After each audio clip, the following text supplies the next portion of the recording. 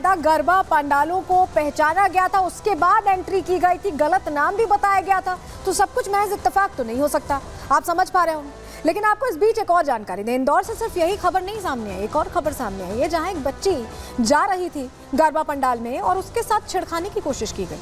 कहानी क्या है पूरी आपको बता दें। 11 साल की बच्ची के साथ अश्लील हरकत की कोशिश यहाँ की गई है। नशे में धुत युवक जा रही बच्ची को छेड़ने की कोशिश कर रहा था, उसके साथ अश्लील हरकत करने की कोशिश कर रहा था। बच्ची के चिल्लाने पर यहां से युवक फरार हो गया। बच्ची ने घर पहुंचकर अपनी मां को पूरा घटनाक्रम बताया है और उसके बाद आरोपी के खिलाफ पॉक्सो एक्ट के तहत केस दर्ज किया गया है। देखिए किस तरह की मानसिकता के ये है, वो गरबा जा रही थी और उस दौरान इस तरह से छेड़खानी की कोशिश की है। किस तरह से कार्रवाई कर रही है पुलिस, ये भी हमने जानने की कोशिश की। पुलिस अधिकारी का क्या कहना है, सुन लीजिए पहले। पीड़िता की मां के द्वारा थाना हीरानगर पर आकर रिपोर्ट किया गया है कि उसकी बच्ची जब गरबा खेलने के लिए जा रही थी तो रास्ते में किसी अज्ञात व्यक्ति के द्वारा उसके साथ छेड़छाड़ की घटना की गई, जिस पर से बच्ची चिल्लाई तो आसपास के लोग इकट्ठे हुए और लोगों को इकट्ठा आते देख जो अज्ञात आरोपी था वो वहां से फरार हो गया। छेड़छाड़ व पॉक्सो एक्ट की धाराओं में केस दर्ज किया गया है। और चलिए एक और तस्वीर आपको दिखा देते हैं जहां छेड़खानी की कोशिश की गई है। आपको बताएं ये जो पूरा मामला है ये हिंदू जागरण मंच की वजह से सामने आ गया है। बच्ची को किस तरह से यहाँ ले जाकर छेड़खानी करने की कोशिश हो रही थी, तस्वीर तो हमने आपको दिखा दी, जानकारी हमने इसको दे दी आपकी। लेकिन आपको बताएं कि एक युवक है जिसकी यहाँ जमकर धुनाई होती है, आप देख रहे हैं। दरअसल ये युवती को फुसला कर इंदौर लाया था। इंदौर से ही एक और मामला है, जमकर धुनाई यहाँ हो गई क्योंकि पहचान हो गई। पता चला कि हिंदू जागरण मंच के लोगों को ये पता चला कि युवती को ये जबरन लाया है और उसके बाद कार्यकर्ताओं ने पकड़ा और जमकर धुनाई की। तो देखिए ये एक और खुलासा हुआ, इससे पहले छेड़छाड़ की गई। और एक और इंदौर से जो तस्वीर हम आपको दिखा रहे हैं जहां युवक की जमकर धुनाई इसलिए हो रही है कि बहला फुसला कर युवती को लाया था और उसके बाद परिवार वालों को जानकारी मिली, हिंदू जागरण के कार्यकर्ताओं को जानकारी मिली हिंदू जागरण मंच के, और उसके बाद उसे पकड़कर जमकर धुनाई की गई है। कार्यकर्ताओं ने पकड़ा है और उसके बाद युवती को सुरक्षित घर पहुंचाया गया। तो आप समझ रहे हैं किस तरह से ये पूरा नेक्सस काम कर रहा है। इसीलिए हम कह रहे हैं कि ये गरबा जिहाद है। हमने और लोगों से भी बात करने की कोशिश की जो वहाँ के रहवासी हैं मध्य प्रदेश के, जहाँ से मामला सामने आया, इंदौर से, उज्जैन से, भोपाल से, उनसे हमने समझने की कोशिश की इस तरह की घटनाओं को वो कैसे देख रहे हैं। सुनिए जरा वो क्या कह रहे हैं। पूर्णतः गैर कानूनी है और ये तो आदतन अपराधी रहते हैं और इसके लिए सबसे सही उपाय यही है कि आमंत्रण पत्र भेजें। जिनके पास है या आमंत्रण पत्र है कृपया वही प्रवेश करें, अन्यथा बिल्कुल भगा दिया जाए इनको। क्योंकि क्या ये जानबूझ के अंदर जाना, वही जो है लव जिहाद और ये सब जानबूझ के फंसाना लड़कियों को। और थोड़ा बहुत हमारे यहाँ पे समाज में जागरूकता लड़कियों को स्पेशली लाना पड़ेगा। ये समस्या निरंतर बढ़ती जा रही है। आप देखेंगे कि गरबा पंडालों में मुस्लिमों की संख्या आईडी बदलकर वो प्रवेश करते हैं और फिर हिंदू माताओं बहनों के साथ लव जिहाद जैसा घटनाओं को घटित करते हैं। सबसे बड़ी गलती तो पंडाल वालों की है जो बिना चेक वगैरह आईडी के, जैसे कुछ आईडी बना के फ्रॉड मतलब फेक आईडी बना के एंट्री कर लेते हैं, तो प्रॉपर चेक करना चाहिए।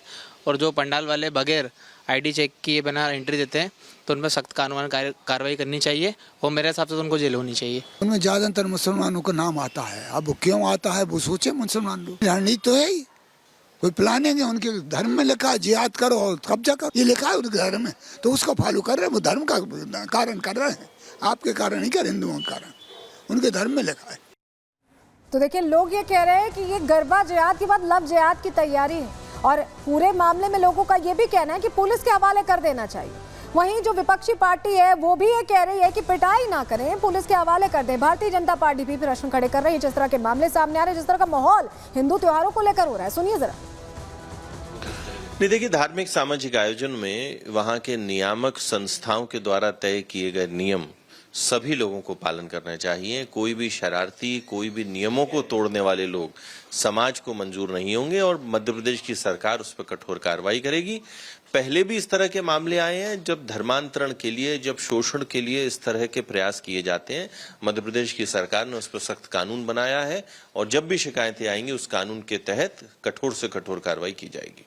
कि मुस्लिम भाइयों से कि जब गरबा जो लोग कराते हैं, अगर वो नहीं चाहते कि आप वहाँ पहुँचो या आपको पासेस नहीं मिल रहे हैं, तो मैं समझता हूँ नहीं जाना चाहिए। और ये कई काजी साहब लोगों ने भी अपील की है कि मुस्लिम युवा भाई वहाँ ना जाए, लेकिन वो अगर जा पाएँ और इसमें जो भी पुलिस या जो संगठन ये जिनके पास इन सब चीज़ों को रोकने की व्यवस्था थी, अगर वो नहीं रोक पाए तो ये उनका भी फेलियर है।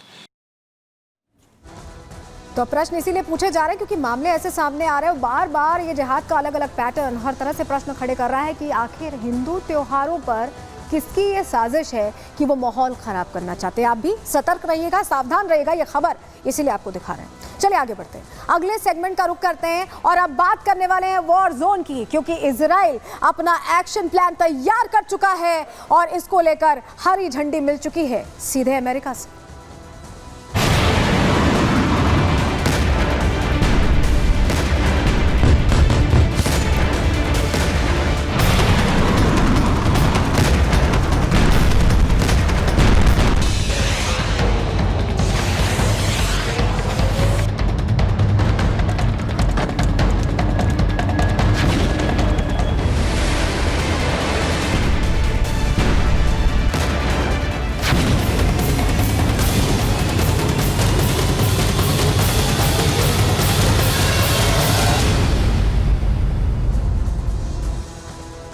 तो वॉर जोन में ऐसा लग रहा है कि अब इजराइल एक्शन प्लान तैयार कर चुका है, क्योंकि इजराइल सब कुछ सोच समझ कर चलता है, अचानक हमला नहीं करता, रणनीति बनाता है। और उस रणनीति को लग रहा है कि ये देख रहे हैं ना, फोन कॉल जो चल रही है 50 मिनट की फोन कॉल रही है और 50 दिन बाद बताया जा रहा है, जो आधिकारिक जानकारी है उसके मुताबिक आपको बताएं कि अगस्त के बाद अब बात हुई। और ये जो 50 दिन बाद बात हुई है, इसमें 50 मिनट की बात का सार यही है कि इजराइल ने तय कर लिया है कि ईरान में कहां अटैक करना है और बाइडेन ने हरी झंडी दे दी। और कमला हैरिस से भी बात हुई है, क्योंकि वहां पर भी सिनेरियो अमेरिका में बदलने वाला है।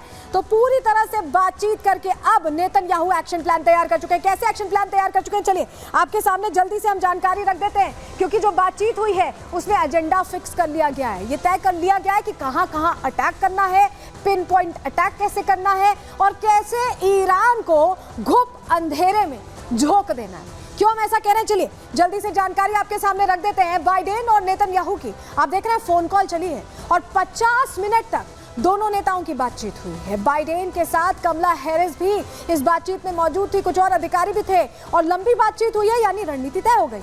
लेबनान में ग्राउंड ऑपरेशन पर भी चर्चा हुई है, क्योंकि आपको बताएं कि इजराइल ने बफर जोन क्रिएट कर लिया है लेबनान में। बफर जोन मतलब कि अपनी सेनाओं का पूरा ठौर ठिकाना बना लिया है। लेबनान का जो बॉर्डर एरिया है इजराइल के साथ, वहां पर गाजा पट्टी में ऑपरेशन पर भी बात हुई है। उसका क्या प्रोग्रेशन है, क्योंकि 1 साल हो गए, आप समझ रहे हैं कि 1 साल हो गए यहाँ पर युद्ध होते हुए और गाजा पट्टी में हमास के जो ठिकाने थे वो तो फ्लैट हो चुके हैं।